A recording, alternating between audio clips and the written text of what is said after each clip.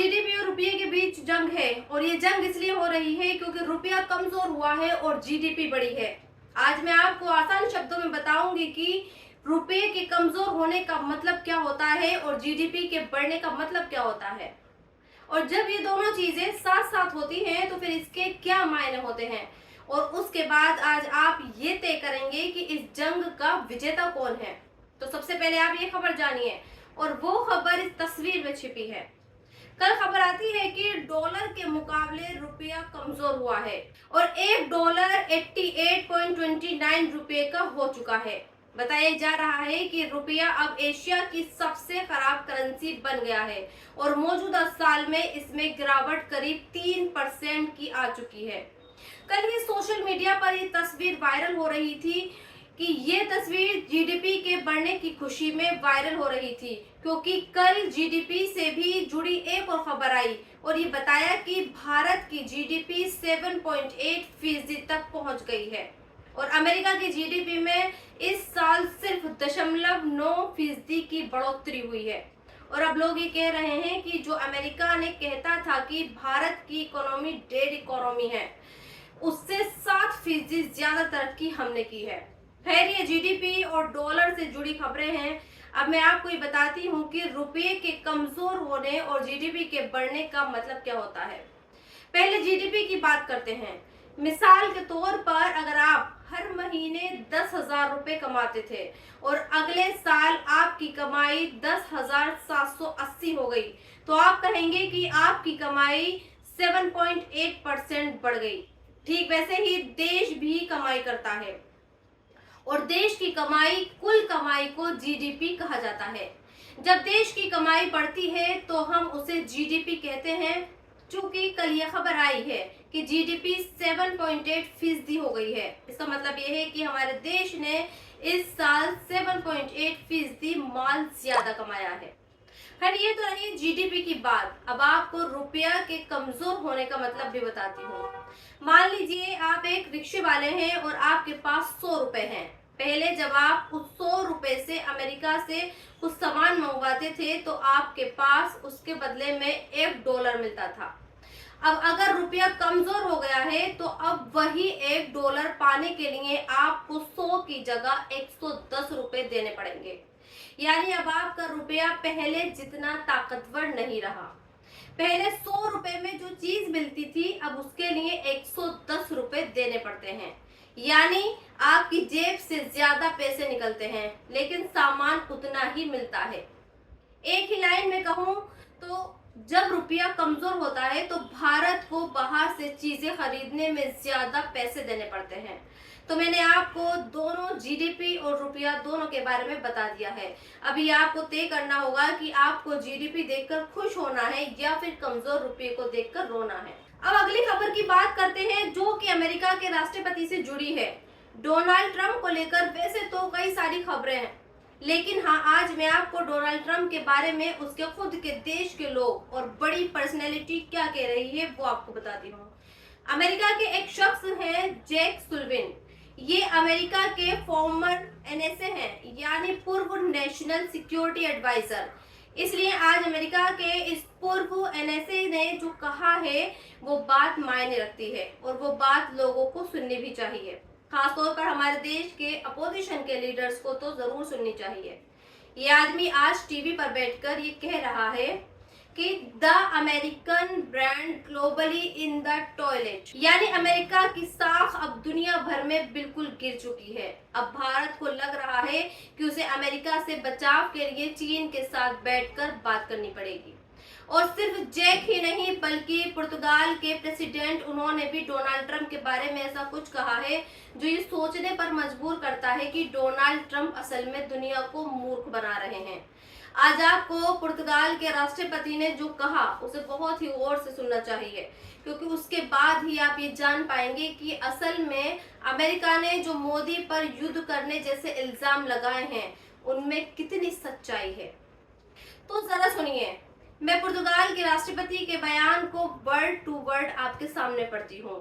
दुनिया के सबसे शक्तिशाली नेता डोनाल्ड ट्रंप एक सोवियत या रूसी एसेट है।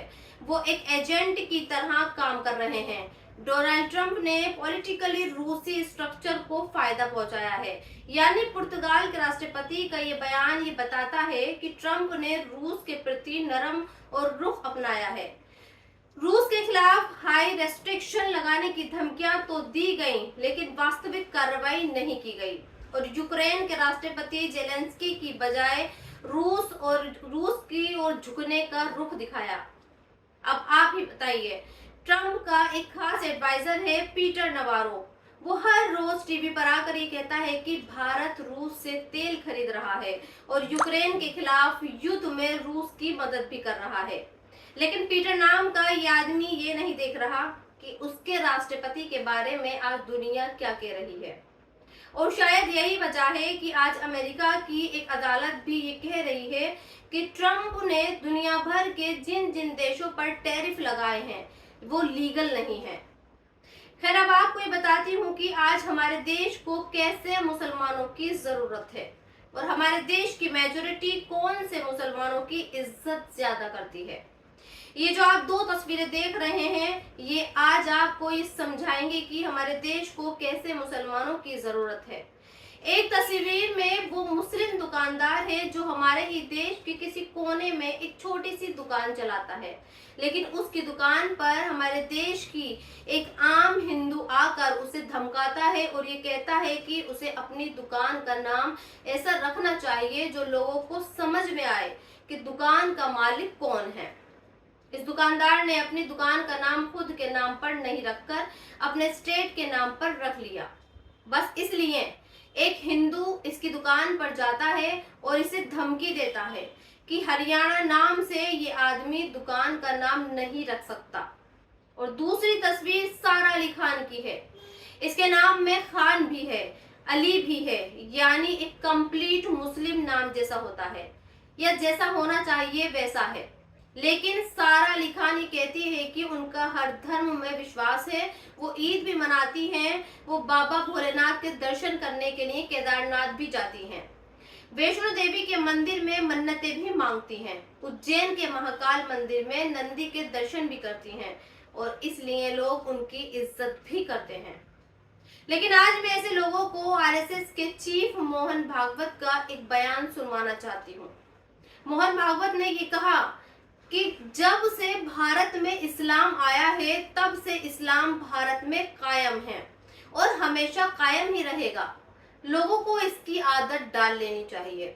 मुझे ऐसा लगता है कि एक मुस्लिम दुकानदार की दुकान को बंद करने की धमकी देने वालों को मोहन भागवत का ये बयान तो जरूर ही समझना चाहिए।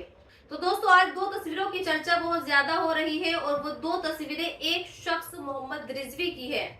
इस शख्स का ये आरोप है कि इसने पीएम मोदी को गाली दी है, उसकी मां के लिए अपशब्दों का इस्तेमाल किया है, जबकि दूसरा पक्ष इसी रिजवी का एक बीजेपी का पटका पहने हुए वाला फोटो लेकर आया है और ये कह रहा है कि दरअसल ये शख्स बीजेपी का ही प्लांट किया हुआ है, इसे बीजेपी ने ही कांग्रेस के मंच पर भेजा है और वहां से मोदी को गाली दिलवाई है।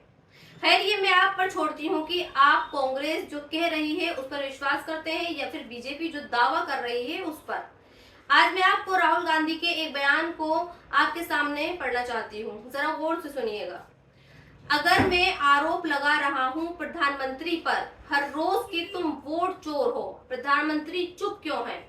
प्रधानमंत्री एक भी शब्द क्यों नहीं बोल रहे? क्योंकि प्रधानमंत्री वोट चोर हैं और वो जानते हैं कि हमने उनको पकड़ लिया है। बिहार में एक जगह है मोतिहारी, ये जो बोल मैंने बोले ये बोल राहुल गांधी ने इसी बिहार के मोतिहारी में बोले थे। राहुल गांधी ने प्रधानमंत्री मोदी के लिए तू तड़ाक वाली भाषा का इस्तेमाल किया, प्रधानमंत्री को वोट चोर बोला। अब आप ये फैसला कर सकते हैं कि मोहम्मद रिजवी असल में बीजेपी का एजेंट है या फिर वाकई उसने कांग्रेस के मंच से पीएम मोदी को गाली दी थी। लेकिन हाँ, एक सवाल जो उठता है वो ये है कि क्या राहुल गांधी को अपने देश के प्रधानमंत्री के लिए ऐसी भाषा का इस्तेमाल करना चाहिए? और दूसरा सवाल ये भी है कि राहुल गांधी इतने बेलगाम क्यों हैं? क्या हमारे देश में प्रधानमंत्री के लिए तू तड़ाक वाली भाषा का इस्तेमाल करने की इजाजत है? क्या इसके लिए कोई नियम कानून नहीं है? और क्यों रिजवी को गिरफ्तार करने वाली पुलिस राहुल गांधी को ऐसे शब्दों के बोलने के बाद भी बर्दाश्त कर रही है? और क्यों बीजेपी राहुल गांधी की तू तड़ाक वाली भाषा का सिर्फ बयानों से ही जवाब देती है?